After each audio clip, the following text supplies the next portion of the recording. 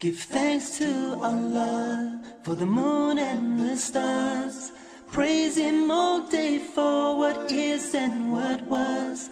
Take hold of your iman, don't give in to shaitan. Oh, you who believe, please give thanks to Allah. Allahu Ghafoor, Allahu Rahim, Allahu Yuhibbul Muhsinin.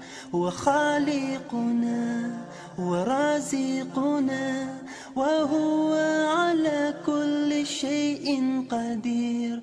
Allah is Ghafoor, Allah is Rahim, Allah is the one who loves the Muhsinin. He is our creator, He is our sustainer, and He is the one who has power over all. Give thanks to Allah for the moon and the stars.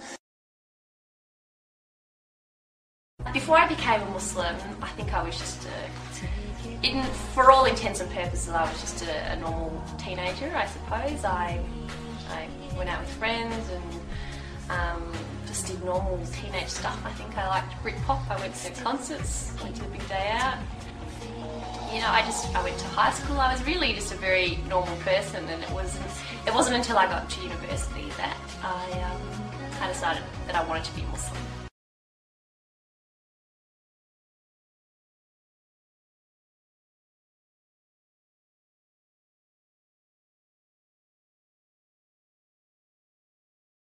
When I was about 17, I started to question why I believed what I believed.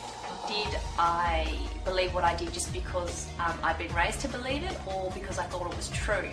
So I decided that I wanted to look into other religions. I actually had as my New Year's resolution that I wanted to look into Judaism and that sort of thing. I had no interest at all in becoming Muslim.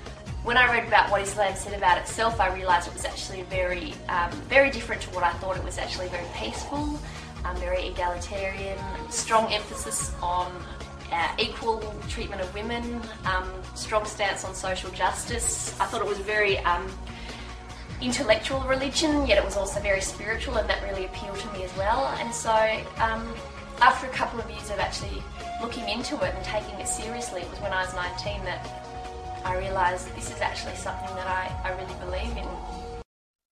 Give thanks to Allah for the moon and the stars. Praise Him all day for what is and what was. Take hold of your iman, don't give in to shaitan. Oh, you who believe, please give thanks to Allah. Daily life hasn't changed at all, and in other ways it's changed quite profoundly, I think. The main difference would probably be that I pray 5 times a day now. I perform the ritualistic prayer 5 times a day. So, the first prayer is before sunrise, and then they're scattered out throughout the day. So that's changed.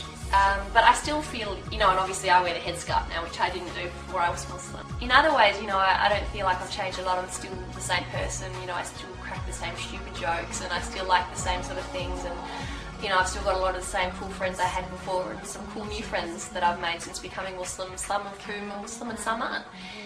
I am a Muslim, Islam my deen, Allah my Lord, His word Quran, Muhammad Prophet, praise be upon Him. We live in a society where women are constantly objectified. How many times do we turn on the TV or drive past a billboard where a half-naked woman is being used to sell spaghetti or toothbrushes or carpet or whatever?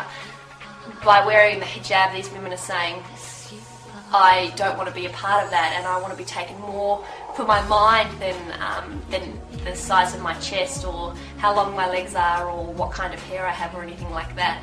God has chosen the women in this society to be the flag bearers for Islam. My husband has a beard, but people can't necessarily tell that he's Muslim, He just really sort of fits in with everybody else. But for me, as soon as someone sees me, they know that I'm Muslim, and so I'm like the flag bearer or the ambassador for Islam, and I find it really interesting that God chose women for that role and not for men. Allahu Ghafoor, Allahu Rahim, Allahu Yuhibbul Muhsinin.